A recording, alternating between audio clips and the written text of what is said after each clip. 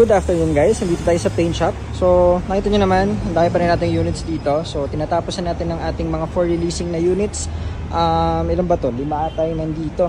So ito po yung red na EcoSport natin na for releasing 2015 na automatic trend. So kita nyo halos buo na yan kasi wala naman siyang bangga, marami lang yung scratches.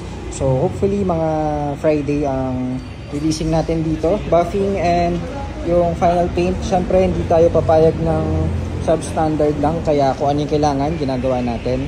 Ito rin is for releasing na itong unit na to.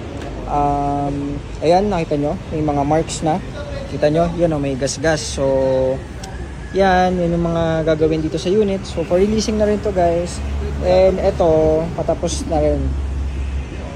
Okay na to pre? Ito bukas daw. So yan, ito yung mga nakapila natin. Ito pala, yan o. Ayan, kita nyo naman.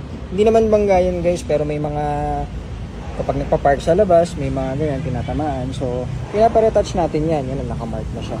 So, ito naman is ready na. Tapos na to. Ito yung mga pina-retouch natin dito sa bumper kasi may mga scratches. And reserve na rin to guys for release natin to this week. And ano pa ba? Ito, bagong unit. Ito yung kay attorney. So, wala binakura na kaagad ni bossing, so reserve na agad to.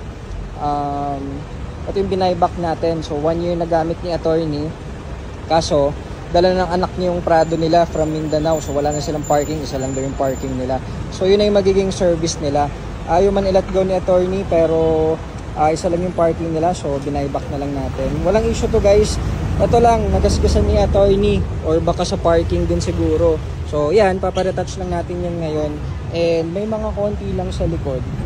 Pero kita nyo, napaka-fresh ng unit na to 48 lang yung tinakbo nito guys yan. Yan lang yung mga scratches. Normal naman yan kasi yung mga laging tinatamaan. Pero the rest, everything, napakaganda ng unit na to. Pero alam nyo naman, SOP yan kung ano yung kailangan gawin, ginagawa natin. Cool down pa rin, transmission, cooling system. Check pa rin tayo everything kahit nagawa na natin to 1 year ago. So, ganyan talaga pag GTA cars. So, ito, yan, kinukota na natin kung ano yung mga dapat gagawin. So, uwi na natin tong isang white. And, yung tatlo doon, malapit na po yan. Abangan nyo kapag natapos yung mga units nyo. So, ganyan sa GTA cars. Hindi man namin specialty yung paint, pero sinasama namin yan para happy si client, happy yung mga customers natin. So, maraming salamat po, GTA cars. Release muna tayo ng mga unit at mag-askas muna tayo for release. Salamat po.